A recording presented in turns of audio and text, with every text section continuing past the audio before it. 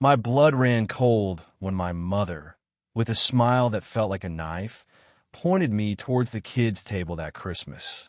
It wasn't just a seat, it was a public declaration that, to my family, I was still nothing more than a child. I'm Maya, the youngest of four. And let me tell you, youngest in my family has never meant sweet or cherished. It's always meant talked down to. At 28, you'd think I'd be past that, but nope. To them, I'm still baby, the one without a husband, without kids. They just can't seem to grasp that I've built a life I'm damn proud of, a career, amazing friends, and a fierce independence that, frankly, scares them. For them, it's always been marriage and babies like nothing else even counts. Christmas dinner? Oh, it was a production every single year. We'd all gather in my parents' colossal, ancient Victorian house. It looks picture perfect, right? But believe me, that place is a nightmare to clean, and it always felt cold, distant, just like my parents themselves. I hated it, honestly, but tradition, and family. So, every year I went, even though I'd rather have been anywhere else on earth. I got there just after everyone else. My oldest brother, Chris, was already there, loud as ever, with his wife and 3 kids, practically rearranging the furniture like they owned the place. Then there was Amy, my sister, all polished and perfect with her husband and their new baby, parading their ideal life. My parents, bustling in the kitchen, orchestrating the whole chaotic affair, making everyone feel like they were 5 years old again. I tried to slip in, quiet as a mouse, just praying to avoid the inevitable drama. But no such luck. My mom spotted me. Her face lit up with that saccharine sweet, fake smile she reserves just for me. The one that screams, "You're not really welcome, but we'll tolerate you for the holiday." Maya, sweetie, she cooed, giving me a hug that felt more like an obligation than genuine affection. "So glad you could make it. Go on, grab a seat." I barely had time to blink before my dad's booming voice, thick with that man of the house authority, echoed from the other room. "Dinner's about ready. Chris, Amy, get the kids situated, please." I just stood there, caught. What was I supposed to do? It was Christmas, I told myself. Don't make a scene. Not yet. That's when my mom, in her own subtle, cutting way, dropped the bomb. "Maya, darling," she said, "why don't you sit at the kids' table? We got a special spot for you there, with the cousins." I froze. My stomach dropped. I honestly couldn't believe what I was hearing. The kids' table? The one with the mismatched chairs, the paper plates, the half-hearted decorations? I glanced over at the adult table, crystal glasses, fine china, candles flickering elegantly. And right there at the head, my dad, looking smug, surrounded by my married siblings. No room for me. I looked back at my mom, fighting to keep the rage from boiling over. That familiar sting, the one they always inflicted, reminding me I wasn't good enough in their eyes. This wasn't just a snide remark, though. This felt different. This was deliberate. They knew exactly what they were doing. I forced a smile, but it didn't reach my eyes. "Sure, Mom. Thanks." My voice was a tight wire. She smiled back, but I saw it. That flicker in her expression that said she genuinely didn't care how I felt. This was all about her perfect image, her perfect Christmas. She didn't even see how much it hurt. Without another word, I walked, my gut twisting with every step, to that pathetic little table. I sat on a tiny plastic chair, surrounded by toddlers more interested in their mashed potatoes than the suffocating silence I felt. The plates in front of me were sloppy, unappetizing. I swear I saw one of them drop broccoli right under the table, and I wanted to scream. But then it hit me. This wasn't about a table. This wasn't about tradition or holiday spirit. This was about them seeing me as less. They weren't even trying to hide it anymore. And in that moment, something inside me just snapped. I stood up, quietly. My decision hung heavy in the air. I didn't need to shout. I didn't need to make a scene. I just grabbed my coat, slung it over my shoulder, and walked straight for the door. Just as I reached it, my mom's voice, sharp with confusion and irritation, cut through the air. "Maya, where are you going?" I didn't look back. "I'm leaving," I said, my voice ice cold. "Enjoy your dinner." The door slammed shut behind me, the sound echoing through the perfect Victorian house. The freezing air hit me like a physical blow, but I didn't care. My car was just down the street, and I was out. The frantic calls of my parents, fading behind me, felt like a distant dream. I drove for hours just aimlessly, until I found myself in a quiet diner, slumped in a booth alone. I ordered something warm, my hands still trembling with adrenaline, a strange mix of pure rage and exhilarating relief washing over me. That's when my phone absolutely exploded. Messages, missed calls, the usual suspects. Chris, Amy, even my dad. But Mom's text stood out. "Where are you? We need to talk." "This isn't funny, Maya."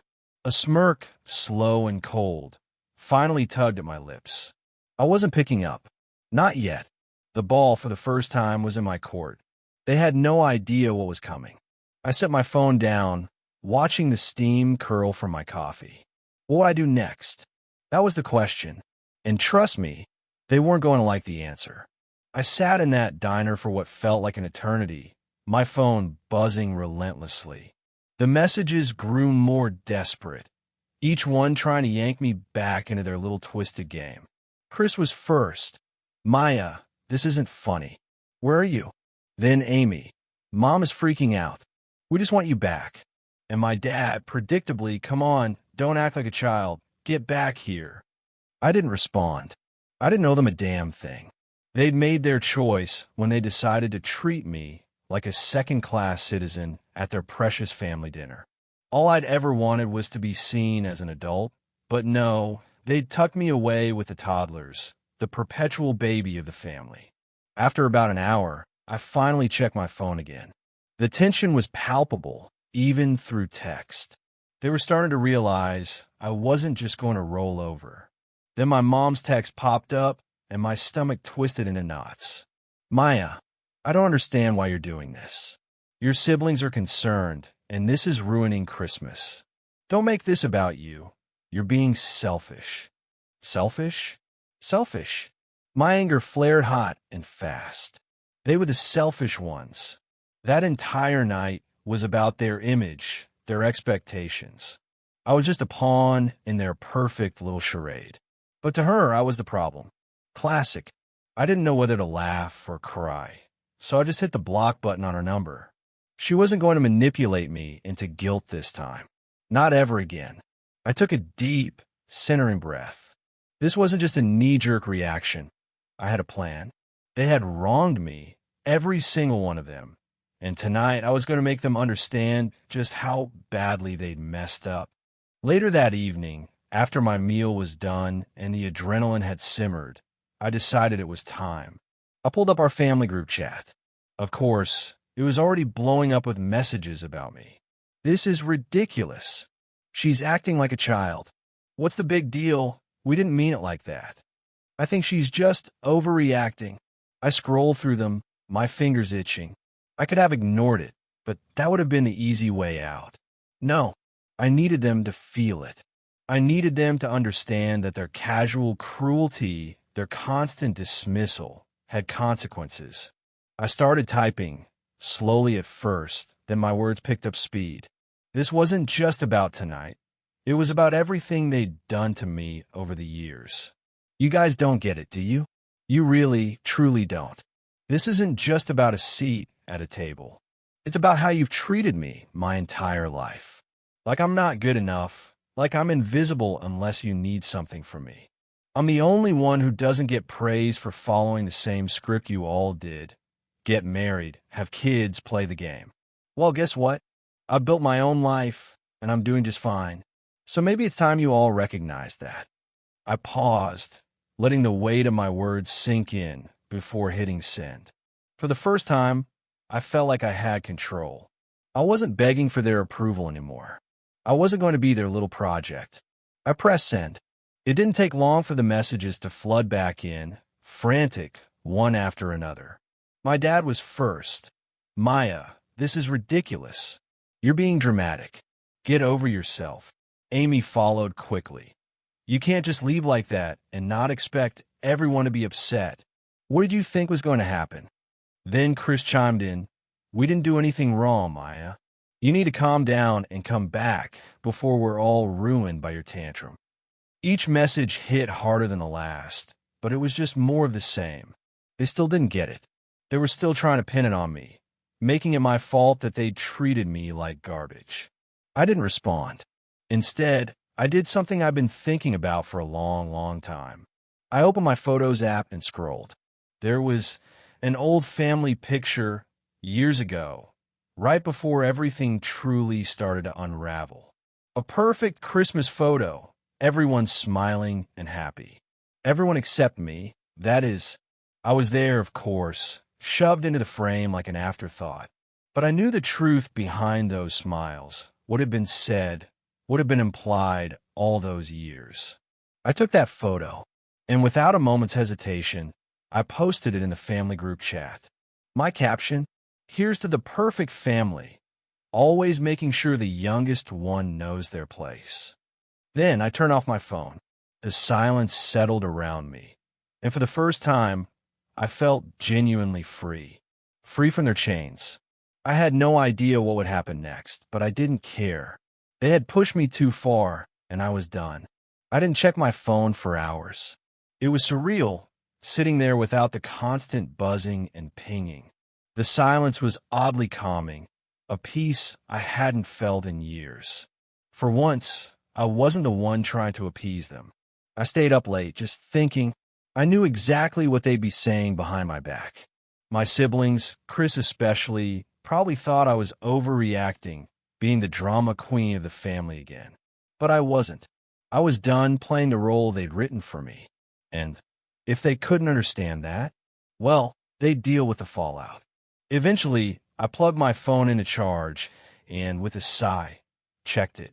The notifications were relentless, just as I expected. Dozens of missed calls, texts ranging from angry to pseudo-apologetic, but all of them laced with an underlying frustration. I scrolled through them, a grim satisfaction settling in. They were unraveling, and I wasn't going to make it easy for them to put everything back together. My mom's text was the longest, a masterpiece of manipulation. "I don't know what's gotten into you, Maya. You're acting like this is about us when it's really about you. You can't just run away from your family like this. You're tearing us apart. Please come back. Christmas is ruined without you. This isn't who you are." There it was. The classic guilt trip, twisting the narrative so I was the bad guy. They always did this, making me feel like I was the problem for wanting to be treated like an actual adult. Then my dad's message: "This is childish. We need to talk about this when you come down." And, of course, Chris, if you think walking out of dinner is going to make a statement, you're wrong. You're making it worse. You owe us an apology. An apology? For what? For finally standing up for myself? For demanding to be seen as an equal in a family that only valued me when it suited them? No, I wasn't apologizing for anything. But then Amy's message popped up. It was different. Not angry, not demanding, almost pleading. "Maya, I know you're upset, and I understand why. But this isn't the way to fix things. You're my sister, and I love you, but you're pushing everyone away. Please just come home. We can talk about this. It's Christmas, for God's sake." I stared at her words for a long moment. I'd always been close to Amy. She was the one who used to defend me when the others ganged up on me as a kid. But now I wasn't sure I could ever truly trust her again. Not after everything she'd let slide, everything she'd silently endorsed, even when she knew it was wrong. I took a deep breath, my thumb hovering over the screen. I wanted to respond, to explain that I wasn't being a diva or causing drama, that I was just tired of being the perpetual child in the family. But I didn't. Not yet. Instead, I typed a short reply, I'll think about it. I sent it and put my phone down, a pang of guilt hitting me. But I shook it off. I knew I couldn't go back to that table, not without a serious, fundamental shift in how they saw me. And I wasn't about to let them brush this under the rug like it was nothing. The next morning, I woke up to even more messages. Some from family friends, genuinely concerned, but I didn't feel like explaining myself to anyone not part of the problem. And, of course, a barrage of calls from my mom. But one message stood out. It was from Amy again. Maya, I've been talking to Chris and Mom. They're really upset. And honestly, so am I. We're family. You can't just isolate yourself from us like this. If you don't come home soon, it's going to get worse. Please don't make this more complicated than it has to be. More pressure, more manipulation, and still, no real understanding of what I was going through. They weren't hearing me. They weren't listening. I knew their game. They were trying to guilt me back, trying to make me feel like the problem, when it was their stubborn refusal to see me as anything more than the youngest child that had caused all of this. I picked up my phone, opened the group chat, my fingers hovering over the keyboard. I wanted to make my stand, to make them truly understand why I was done with their treatment. But the truth was, I wasn't sure I was ready to go back. Not until I was certain they had actually changed, certain they saw me for who I really was. And then my phone buzzed again. This time it was my dad. Maya, we need to talk. You can't just keep running away. You're going to regret this. It hit me like a ton of bricks. The same words, the same manipulative guilt trip. I felt the tension building, like the walls were closing in around me. But I didn't respond. Not yet. The day dragged on, and with every hour, I felt the relentless pressure of their texts, their calls, their desperate attempts to reel me back into their orbit. But no matter how many times my phone buzzed, I kept my distance. I'd made my choice, and I wasn't about to let them bully me back into the role they'd so conveniently cast me in. As evening approached, I found myself sitting alone, staring at the empty chair across from me, the one where I would have been sitting if I'd gone back. An old part of me, a small, weary part, wanted to give in. It was Christmas, after all, a time for family, for togetherness. But I couldn't shake the feeling that if I went back now, it would be like admitting I wasn't worth fighting for. That all those years of being pushed aside were just fine. That they were right, and I was just being dramatic. I thought about that photo I'd posted in the group chat, the one where I was forced into a smile, shoved to the side, like an afterthought. That picture said everything I needed it to. I wasn't just upset about tonight. I was upset about every year they had treated me like this. Every birthday, every holiday, every family gathering where I was relegated to the back seat, never given a voice. They thought I'd just roll over and accept it like I always had. But not this time. And then the phone rang again. My mom. I hesitated, my finger hovering over the decline button. But something inside me, a gut feeling, told me to pick up. Maybe I was finally ready to hear what she had to say. Or maybe I was just curious how far they would go to make me feel guilty. I took a deep breath and pressed the green button. Maya. My mom's voice came through, thick with exhaustion and exasperation. We need to talk. This has gone on long enough. I stayed silent, letting her words hang there. She waited for me to respond, but I didn't say a thing. Look, she continued, her tone pleading now, we're family. You're making this more complicated than it needs to be. I don't know what's gotten into you, but you're pushing everyone away. Your dad is upset. Chris is upset. Amy. She paused, clearly trying to gather her thoughts. I'm upset, Maya. I almost laughed. They were upset? After everything they'd put me through, they had the audacity to say that? I felt the familiar anger bubbling up, but I swallowed it down, refusing to let her see how much she still got to me. I'm not pushing anyone away, Mom, I said, my voice calm but firm. I'm just not playing your game anymore. I'm not going to sit at the kids' table, be treated like I'm invisible, and pretend everything's fine. She was quiet for a moment. I could practically hear her mind whirring, trying to figure out how to pivot this back to a guilt trip. You can't just leave us hanging like this. Your dad trying to make Christmas special. The whole family is here.